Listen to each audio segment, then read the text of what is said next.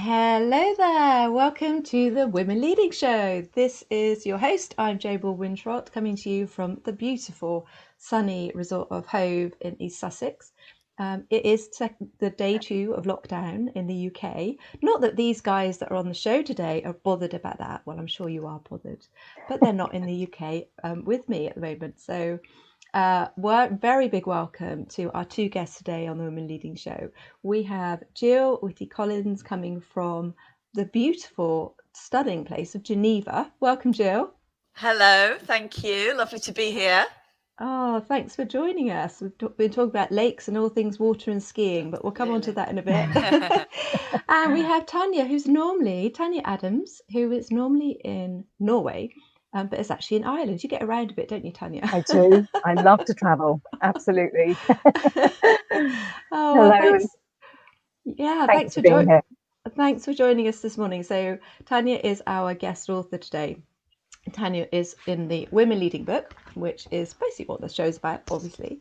And she's one of the incredible authors in this book that shared their story, their experience, and has given so much inspiration to so many people. And Gill is our guest, who actually is also an author, and she's written a fantastic book called Why Men Win at Work. Why Men Win at Work. So Gill is going to be talking about that a bit later on in the show. So thanks for joining us. Please put in your comments. We kind of get comments after the show, but I would really like it if people could put comments in. I know you have to be a member of StreamYard. I'm going to try and keep checking Facebook to see if comments come in.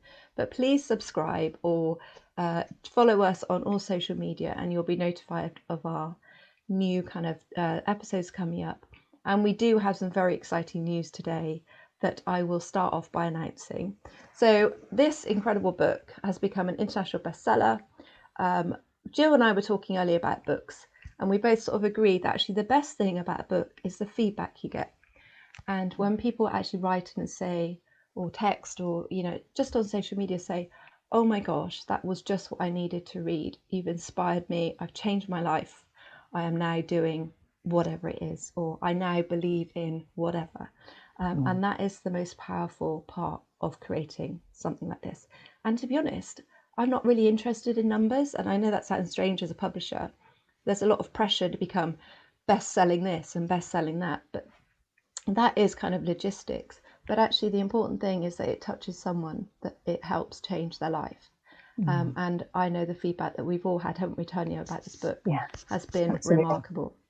And actually quite emotional, and has us all blubbing at times, the people that have written things in, because the stories have really moved people and changed people's lives, which is fantastic. But anyway, drums, exciting news. Our book is now available as an audiobook. Woohoo! Really exciting. I had to badger these guys, not Tania though, but a lot of these guys, but virtually, not quite everyone yet, but I'm working on it, but virtually pretty much everyone in this book has narrated their own chapter. We could have gone down the Audible route. However, these chapters are so personal, your stories are so personal in this book. I really wanted the authors to narrate them. And so I kind of suggested that we went down that road. And the best thing, instead of people having to buy it, times are a little tough for some people. They don't need to. It's free. It's on Spotify. It's on Google Podcasts, and it's in Anchor. And it's just the Women Leading show, and the Women Leading, sorry. So find it, listen to these incredible chapters.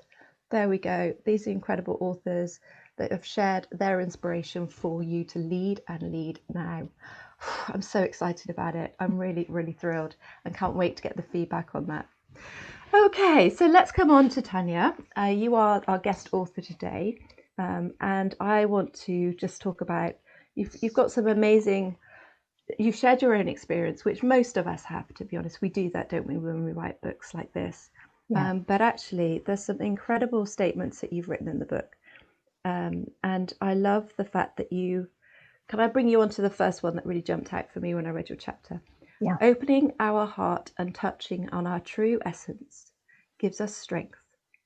And when we allow ourselves to feel the force within and connect with our nurturing instinct, this automatically opens up to a place of authentic self-expression. It's beautiful. It's absolutely beautiful. Tell us more. Oh gosh, how long do we have? 40 minutes. Yeah. You know, it really is about us operating from our full potential, which is what I've expressed very strongly in the chapter. And it's about us being able to open our heart and to really touch on that inner essence that we all have. And everybody in the world has this inside of them. Nobody is excluded. No one. So we all have this incredible potential inside of us, but it's knowing how to draw that out. And when we learn the steps to be able to draw out our own potential, then we're able to really draw that out to the surface and increase our vibration, increase our results, and we operate from a much more effortless perspective.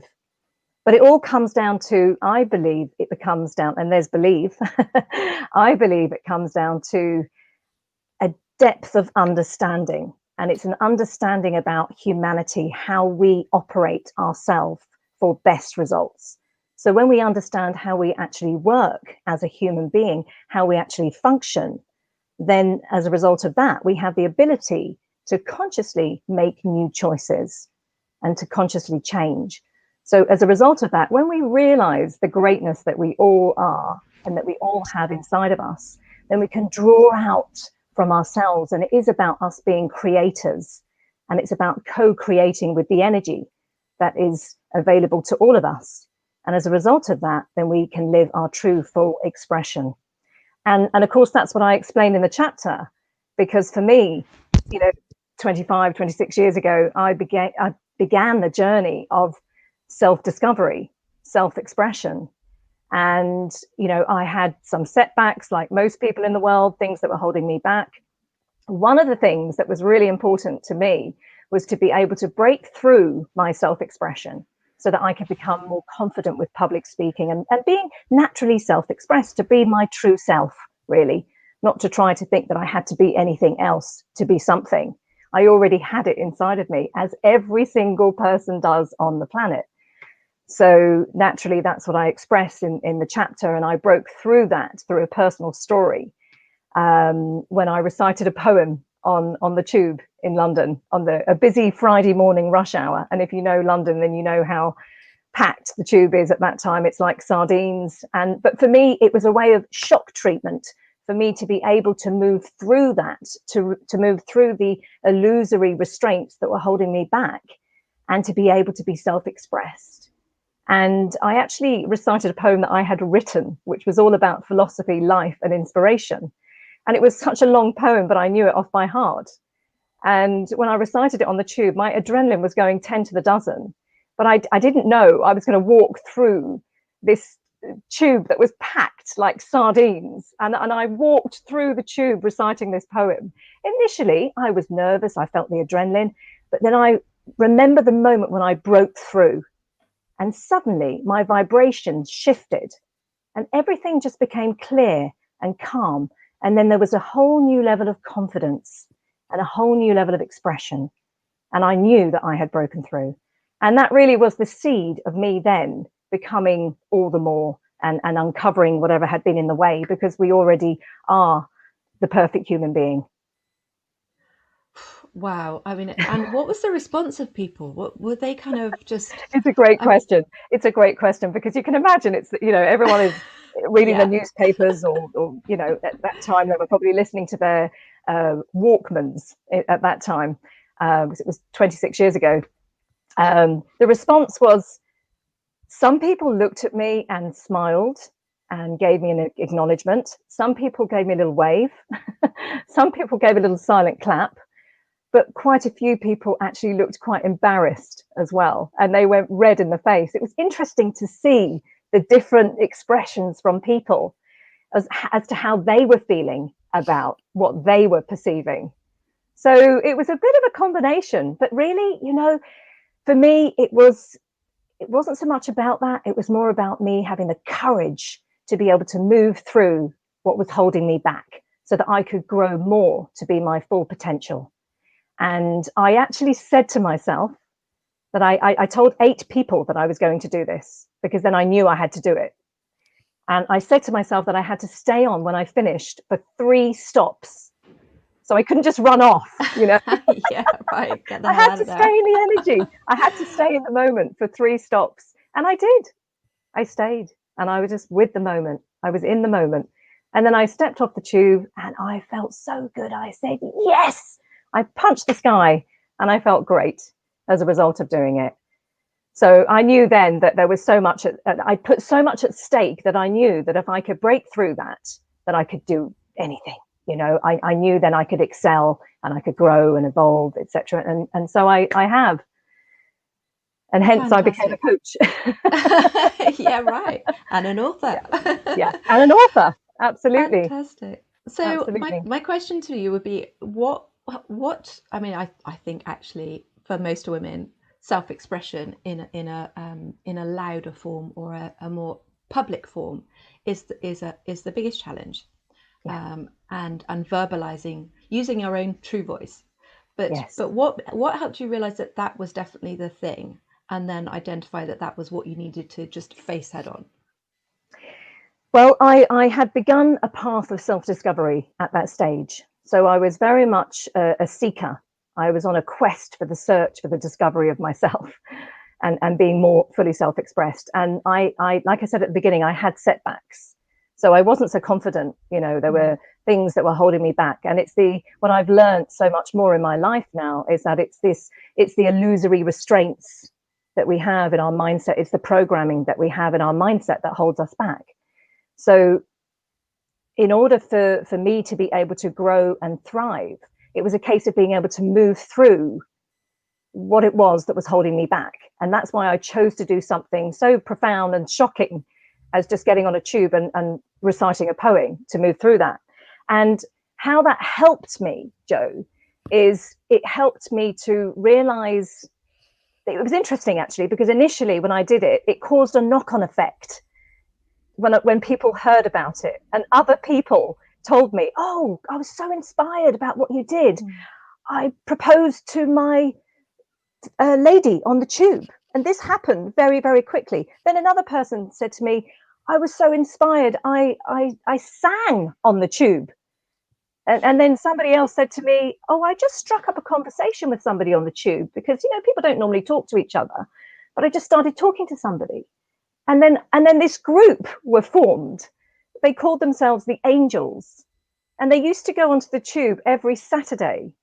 And they used to just get onto the tube and connect with people and communicate with people, just to, you know, give a happy vibration and nice, easy conversation with people, so that people could come out of themselves. And this group of the Angels, I know it went on for quite some time, and no doubt that caused quite an incredible ripple effect as a result of that.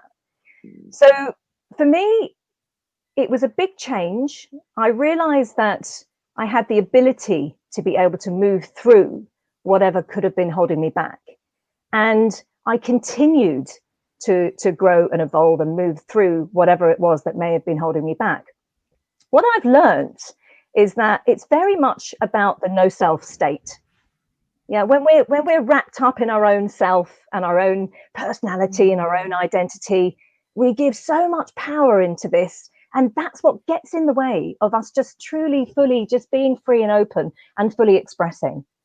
So I learned through my journey, and I've been privileged to work with some incredible teachers in life, and I learned about being able to just come out of the I, the identity, and to be able to open myself and to be fully expressed, because the energy will just power through us. That natural potential will just open up and it will just flow. And I think that for women, because we're particularly talking about women, obviously this is for everyone, but for women who want to be more self-expressed, it's to drop the personality, to drop the I. And yes, it's a practice, of course, but it's about being able to just be present in the moment, and to be able to express and to be able to go with the flow. It also helps enormously by having a mindset that is going to support that, of course. So we need to be thinking in a way that's going to support that as well. And also visualizing good pictures in our mind about ourselves as well, it all goes collectively. Did that answer your question? It definitely did, and some. Yeah, no, right. And I think, well, it's so true, and it's such a common, we're all coaches, consultants here, mentors. It's the common theme, isn't it? Sadly, that, and we do have to generalize a bit on this show. It's the women leading show, but it is a common theme with women that we don't feel truly connected to ourselves, and we therefore hold back in being expressive, using our voice.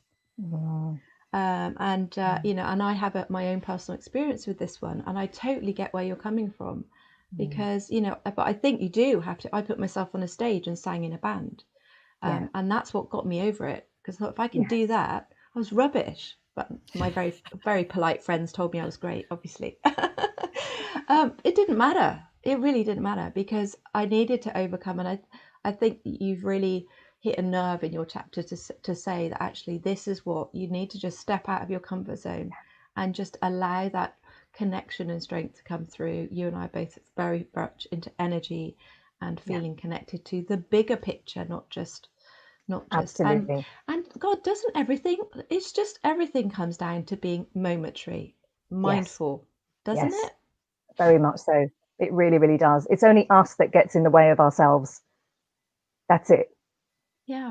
If we can drop all of that those thoughts that are not serving us, and we can just be present, and then obviously think about thoughts that will serve us, and then just express, just flow, because it always comes through. That's the thing about it. It always comes through.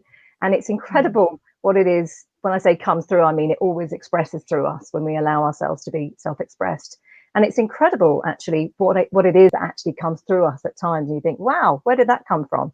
But that's when we're open channels. And I believe that pure intelligence just expresses through us. And everybody has the ability to be able to do this. Everybody. Yeah, wonderful. Oh, I love it. I've just had a flashback to when you and I first spoke, Tania. And we had a half an hour call in the diary, and I think 2 hours later we were still talking about this whole topic. Absolutely. It's huge, and we are part of a much, much bigger, broader, wider, connected, deeper, higher picture. And when we realize that, we can help create that. And also there's another thing that you mentioned then that I want to talk about, that obviously Dr. Alessandra Waugh, another author from our book, talks about this as well, is that obviously you do need to take action. You could do all the mindset work on the planet with the very best coaches, and there are two amazing coaches here, and all of that, but still you have to take action. Absolutely. You can't just go, all right, okay, yeah, got that, totally understand that. You've got to do that thing that steps out of your zone and say, right, onwards, upwards. And by doing that is amazing, fantastic. Honestly, it's just I've been on the tube, bonkers busy, like a sardine. And if someone had done that, I was thinking, as you were telling your story again, and I have heard it before, I was thinking, I wonder how I would have reacted. I'll tell you what I would have first done. I would have thought, oh my God, I can't believe she's doing that. And I would have been the person that read a little bit to start with, because that's my old British family values. But the new me, this me now, would have then thought, bloody hell, and I would have been clapping the loudest.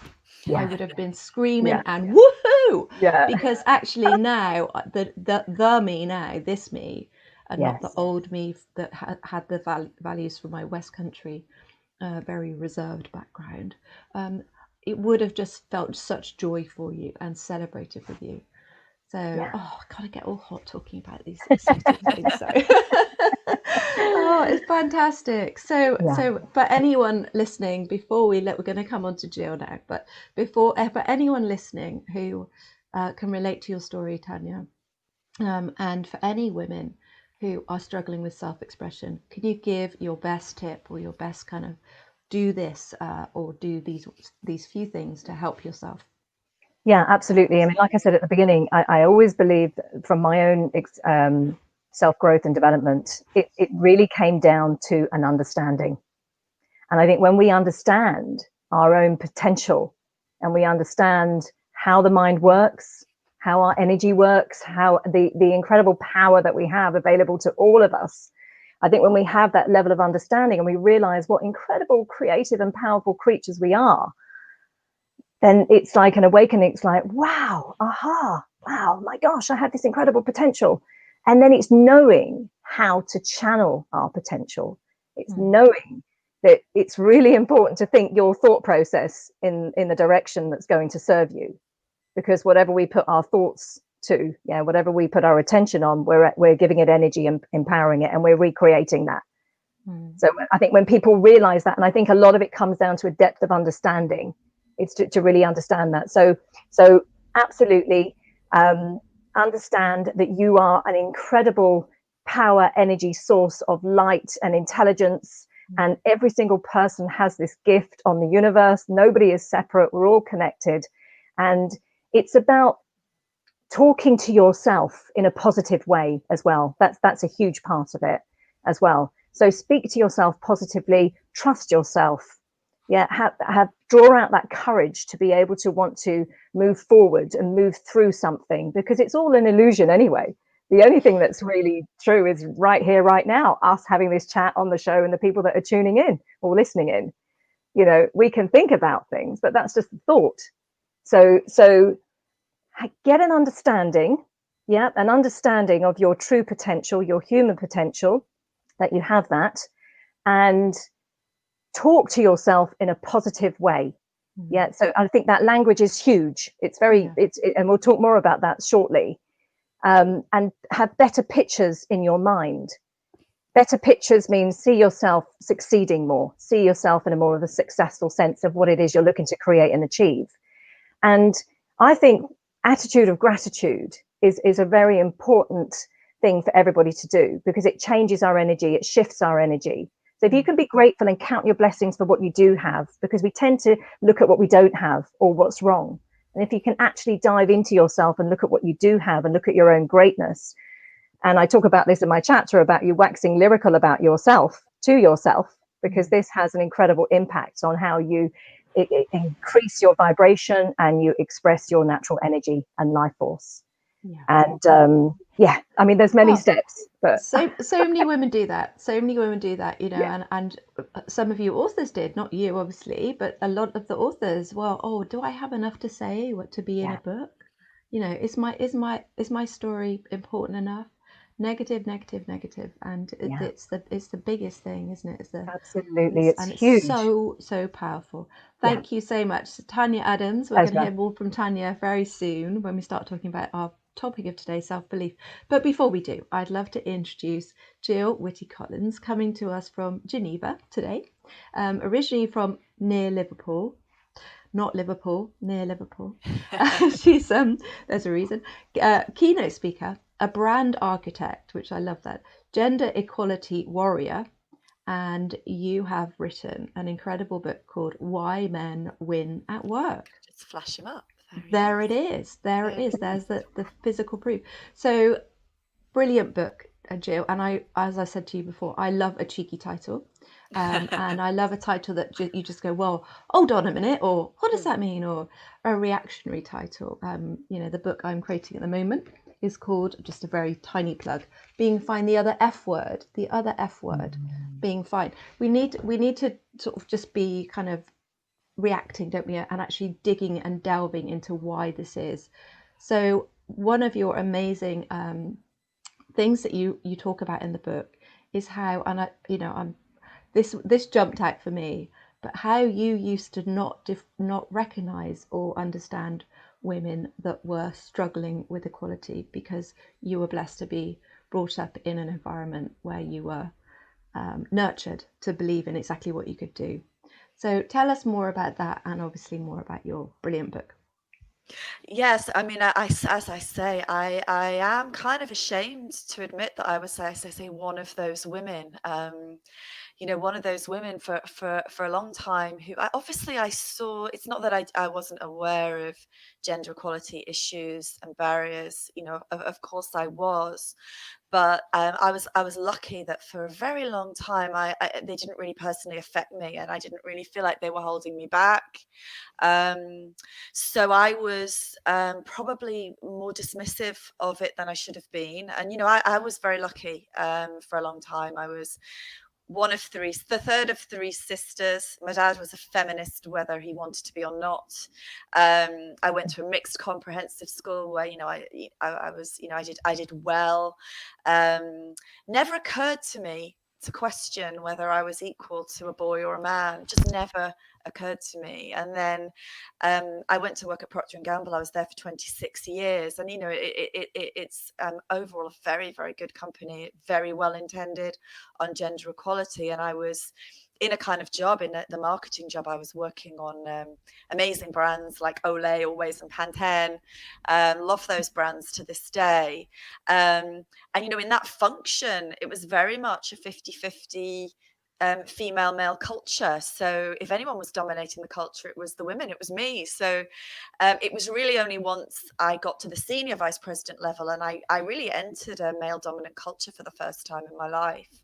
And that's when I realized that, okay, this is definitely, there are definitely barriers here.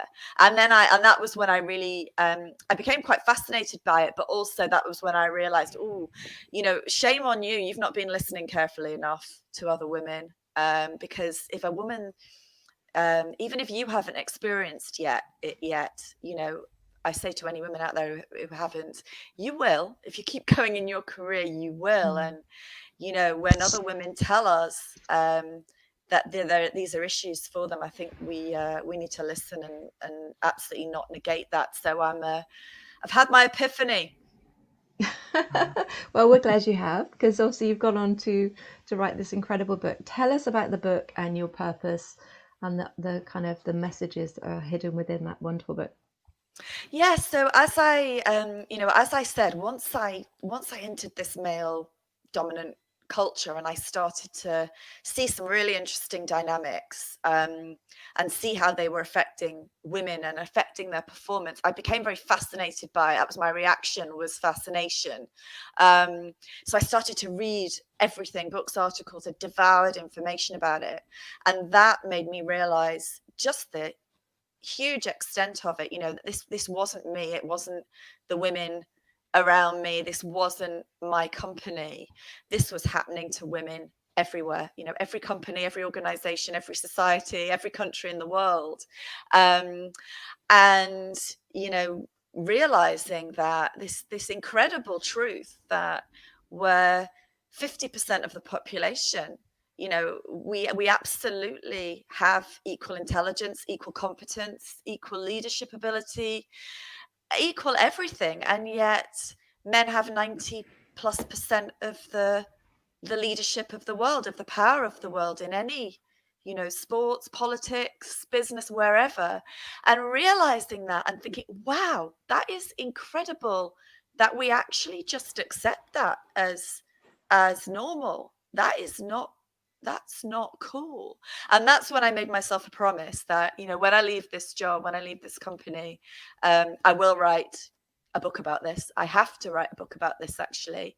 And so I did. So I left 2 years ago, and I very much wanted to write a different kind of book about gender equality. There are some brilliant books out there, as you know. I've not read them all, but I've read a lot.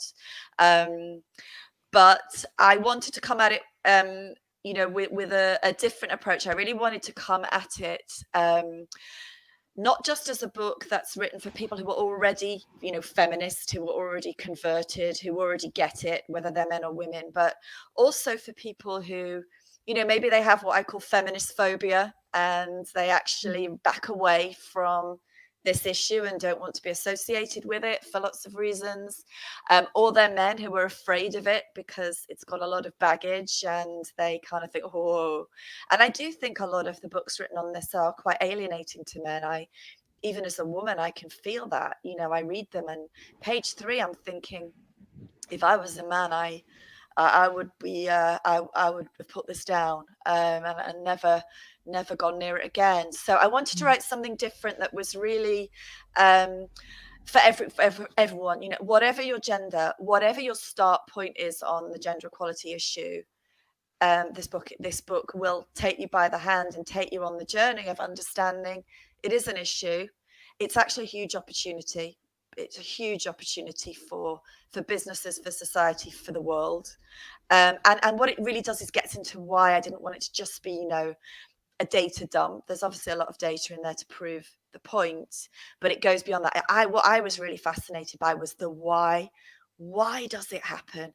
What's the psychology? What are those real deep, complex, invisible, unconscious things that are happening that even well-intended people, well-intended men, who absolutely would consider themselves non-sexist, are doing, that are creating barriers every single day in the workplace. So I wanted to really get into the why. And there are lots of reasons why, obviously, because I believe that if you want to fix a problem, we really do need to fix this, you have to understand why it happens, and you have to understand quite deeply why it happens. So it really goes there. So I think it's a different take on it, a different way in, and hopefully it can, you know, build on all of the stuff that people are doing to actually get us some progress and some change, because I think we desperately need it. Yeah, and the thing I love is that there's no judgment, you know, because that's what the problem with feminism. Our last but one show was about feminism, and it was incredible, the conversation, actually, because there is so much judgment. Feminism has given kind of almost the permission to be judgmental on equality, and actually, where does that get us? Not very far. No, You know, that's what we've been doing, and look how far it's got us. It's got us nowhere. So that was part of the point of the book, really, the Women Leading book, is to encourage men to come in as authors as well, create the conversation to make those changes. And I'm really proud of our male authors who have actually really identified some key areas that they recognise as men, but also leaders, that need to change. So why do men win at work, and what can women do to help with that? Because, you know, let's talk about going forward. Yeah, so why do men win at work? Obviously, I've written 200 pages on this, so it's a big question, but actually, you can summarize it quite simply. You know, the simple answer is that when a person makes a decision about who to give a job or a promotion to, and in unfortunately more cases than not, he chooses a man, the reason is that that person believes the man is better. They believe the man is better. They believe the man is a stronger performer. They believe the man will perform better in the role, the job or the role or the prime minister position or the presidential position. So the question, and by the way, it's not just men who make that decision. So the question really is, why is that? Because we know from all the data that obviously sometimes the man is better, right? But the man isn't better 90% of the time. That cannot be true when you look at the data on, you know, female intelligence, male versus male intelligence, competence, leadership. It cannot be possible that the man is virtually always the better choice. So really what we need to understand is, why then does it happen that despite, you know, let's say on average equal competence, we believe is better? And there are, I mean, so many reasons why that happens. You know, I talk about the invisible power of culture and how that affects how people perform. You know, if you belong in a culture and you're comfortable in a culture, you can perform, and if you don't, it's impossible for you to perform at your peak. So if you're in a male dominant culture and you're not a man, you're not going to perform as well. So people will perceive you as not as strong. It's not that you're not as strong, you're just not as comfortable. I talk about the competence versus confidence equation and how powerful confidence is. And, you know, we all love confidence. We all love a confident person. We all choose confident people. And the problem is obviously that in general, for lots and lots of reasons, women are less confident than men. So we can miss a more competent person. Dog's thrown me there. More competent person because they're less confident, and we can choose confidence over competence. And then, you know, there's what I call the umbrella theory, and the fact that women believe in the myth of meritocracy and men know that's nonsense, and that you also have to work on your visibility and your network and your human relations, performance currency, as well as relationship currency is what you have to add. And the umbrella theory talks about that, and how we all have to come out from under the umbrellas that we work under. And, obviously also the, reason that women are not so invested in networking and self-marketing being, it's not just that they hate it and they don't think it should be necessary. They also have less time because they're carrying 80% plus of the unpaid work at home, even if they have careers. So tons and tons of things that combine to make us conclude more often than not that the man is better, when actually probably 50% of the time the data would say there was a woman who should have got that job, but we just didn't see it. But to your point, just to finish on that, so important that, the male point, and so important that we've attached so much baggage to this, to feminism and to gender equality that has nothing to do with it, and it has damaged us. It's damaged the cause. It stops people talking about it. It makes people roll their eyes. People should not be rolling their eyes when we're trying to have a conversation about people having equal opportunity. Just equal opportunity. That's all. Just having the absolute equal playing field in this world. Nobody should be rolling their eyes about that. And so I think keeping men on board with us and part of the solution is so important. Not alienating with them with all that rubbish. And they've got, let's face it, men have 90% plus of the power in the world. So if men aren't bought in on this and with us, we're going to get nowhere. Yeah, and the good news is obviously they are, but we have to stop with the finger wagging, as I call it, which has really not got us anywhere. So what we're talking about then, Gill, is basically responsibility for our own actions, beliefs, and obviously how we sell ourselves as women, and then also reaction and response in those environments. And as you rightly said, we are talking about female hierarchy that aren't employing women when they could. It's not just men. So it's responsibility is the thing I'm hearing from you, is that we need to take more responsibility for the fact that we're not showing up fully. And obviously this is my area of a field of expertise, really, is that we're not showing up properly. We're not showing up as our true selves confidently, and therefore we're being assessed on what we show up as, which isn't our true selves, and therefore the decisions are being made. I think that the stats are fascinating, but in some ways underneath it all, they don't ever represent all of this, do they? Because they're not really describing and analysing that ultimately, if you want someone to do a job, you want someone to do it who really believes in themselves, and you think you can hand it over to them. Obviously, it depends on what the job is and what you're asking for within that employment. But yeah, it's fantastic. And obviously having, I've worked in large corporates and various different organisations, but P&G obviously is huge. So what was it like being a female leader? And I don't mean this specifically aimed at P&G, but obviously there are lots of women leading that watch our shows, and they are intrigued, as are our male leaders of big corporations that listen to this show or watch this show.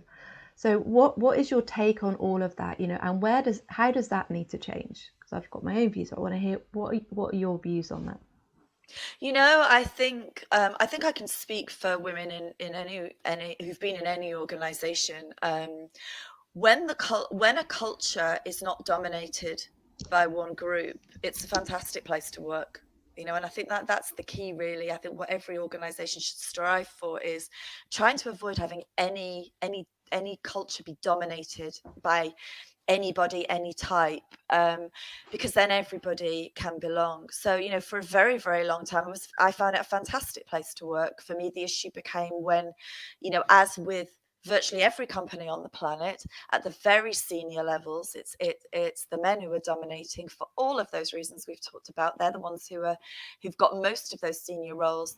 The culture becomes dominated by men. They're not bad men. They're not badly intended men, but it's just extremely difficult as a woman to really perform and stay true to yourself, to the conversation that you guys were having earlier, and to bring yourself authentically, and for that to be valued and leveraged, and to try and avoid that temptation to fit in. So I do, to come back to your point, I really think it is a shared responsibility. It's absolutely a responsibility, I think, of for women. I am the last person who dumps this on women and says, yeah, here's your list of things to do that you need to do to win in this man's world, because there are some serious things that men need to do, and some serious things that businesses need to do, and some work they need to do on their culture.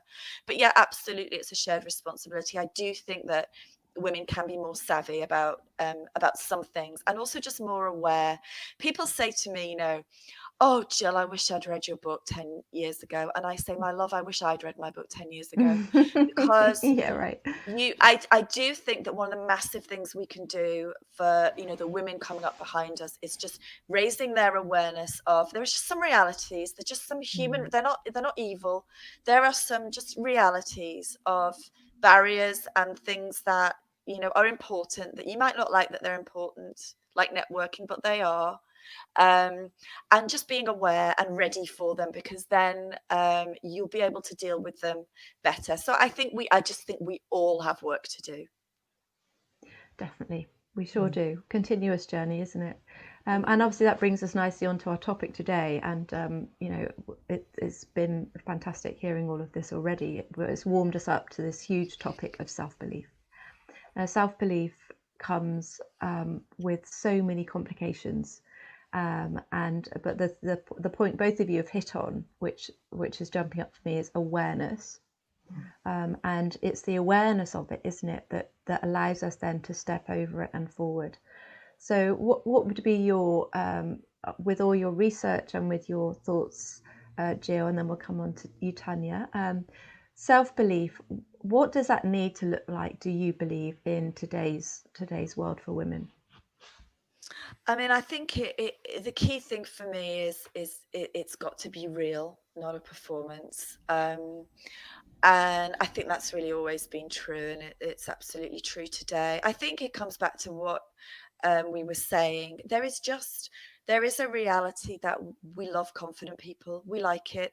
People who project confidence inspire confidence. We're not, you said it, Joe, we can't be confident in somebody who isn't confident in themselves. So I think, as women, we need to understand that confidence isn't a bad thing. It's not something we should be irritated by. It's a human reality that we are all attracted to, and that means that we all just have to work on our own confidence. And I deeply believe that everybody, no matter how battered they're feeling emotionally, has what I call a confident core, like an apple.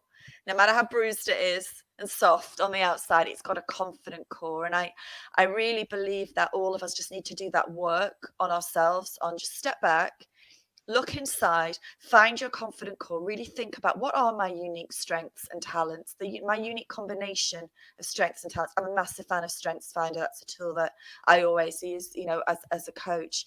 What are my unique strengths and talents? Those things that if somebody challenges me, no matter how down I'm feeling, I go, no, actually, I know that I'm good at that. I know that is my thing. Go there, know that, own that, and always speak from that place, because that's genuine. That is your true, genuine, authentic, confident core. That is your self-belief. And if you speak from there, you'll project confidence, because you are confident. It's genuine, it's authentic, and then you will inspire confidence. Don't worry about the things you're not good at. Strengths Finder tells you everyone's got a bottom 5. Everybody has a bottom 5. Don't waste time on it. Get someone else to do that. Focus on your strengths, confident core, speak from there, and people you know, you've talked about energy, Tania. People will feel that energy and that authenticity, and they'll respond. Yeah, absolutely. And it's got a lot of it is about doing what you know you're good at and what you feel you're compelled to do, isn't it? And I call it Dharma. Well, it's been called Dharma for centuries, but it's your Dharma. It's your purpose for being here. And if you start working with that, and I know you guys are, can't you hear? I can hear it in someone's voice when they're working with that true purpose in life. Because even though there are some people that might think, well, I don't understand what you do, or, actually it doesn't matter, because if you're living your truth of doing what you believe in, and Jo Sumner, one of our hosts who's normally here, her work is all about self-belief, and it comes back to what do you actually do with your day? Are you truly fulfilling your strengths? Are you nurturing them? And then life does change. And yesterday I was on a call with someone for 2 hours, and she's spending most of her time doing something she doesn't feel strong within, because it's not her thing. It's not her creative path. Her confident core. It's not her confident core, which is a phrase I'm going to use for forever now. So thank you for that one, Jill. You're so right, though, Jo. The voice changes. People's voice changes when they come from there. Completely. Yeah, because we start using a different part of the body, because it comes from within. It doesn't come from up here, which is what we taught like when we well, that's what women do. Okay. But a TED talk I was at recently in TEDx Lambeth, they will be online soon. Oh gosh, I've forgotten his name. The very first speaker, he spoke about, where do you speak from? Where does your voice come from? And he talked about his incredible knowledge about where your voice comes from and how you speak will be reflective of where you think of yourself. And if you don't feel connected with your core, physical core within yourself, your voice will betray that. And that's definitely a personal journey that I've done. Let's come on to Tania, because I know I can see we're both like nodding dogs, aren't we? Because we really are totally with you, Jill, all the way. So self-belief, Tania. What was your thoughts and message for women that watching this show? Well, first of all, I just want to say what you talked there about the voice, because I absolutely noticed, heard, and felt the resonance of the vibration change in my voice when I recited the poem on the tube. I absolutely connected with the moment it switched, and it's an internal shift. That's what it is, and then everything changes from there. So absolutely, the voice is huge. I think, there's so many factors that come into it, but to believe in ourselves, to empower ourselves, to know that we are capable of achieving the more, whatever that may be for us, and trusting ourselves is a huge part of it. It really, really is. I trust in myself that I can do this. And I think also when we hold that space for other people and we say, I believe in you, I believe you have what it takes, I believe you can do this, that's so encouraging. That really lifts us up. It's like being a child, and having the guidance of parents in throughout our life. And if the parents really believe in the child and they speak positively to them and encouragingly to them, what's that going to do for them? It's going to help them to believe in themselves. It's going to strengthen their mindset. It's going to help them to feel more empowered and at ease in life. And that's the same for us as human beings, where most people are mentally scarred because of X, Y, Z. It's about believing in ourselves and believing in each other. And we can make such a difference to somebody else when we hold that space for another person. And if they know that we've got their back as well. The universe has your back. That's a great book as well. And that's exactly how it is. So that self-belief, the trust in ourselves, having the faith, and it may be that you have a faith in whether it's God, whether it's religion, whether it's life, universe, energy, whatever it is, it doesn't matter. But just having a realization that we are part of a greater energy, a greater force. When you think about humanity, we're incredible, intelligent beings here on this planet. And think about how we operate and that unconscious energy that runs through us. We don't have to think about blinking our eyes. We don't have to think about pumping our blood or beating our heart, or nature grows automatically. The sun comes out every day, the moon comes out at night. It's an automatic function, and that's the unconscious intelligence of life that we're all connected to. So if you can understand that we are parts, we're all connected, there's no separation. And it's that unity in coming together in unison, empowering each other. That really helps by empowering each other and holding that space. I talked about mindset because mindset is huge. It is our greatest asset, our mind. And the mechanics of successful thinking has been around for thousands of years. It's not something new. It's just that it hasn't really been mainstream, although it is becoming a lot more known about now, and people are waking up more to discover their own potential. And our mindset is crucial because there's so much emphasis on, what is the next iPhone? What is the next computer, for example, and artificial intelligence, which is all great. It's all fantastic what we're creating. But what about upgrading our own selves? What about upgrading our own human potential and really delving deep into our own selves and what we can draw out from within? And when we are creators, and we can co-create with the energy, and it's about creating what we want and thinking about what we want, but not what we don't want. Too many people think too often about what they don't want to happen. And if people really understood that your thought process, your programming in your mind, which is like a computer, it's like a hard drive, and the software we have is the conditioning and the programming that we've received throughout our life until now.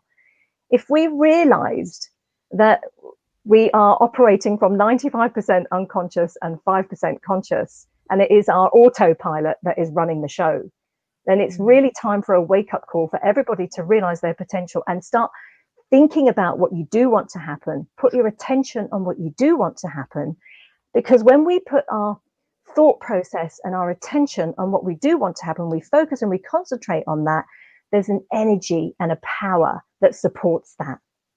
And it brings that about.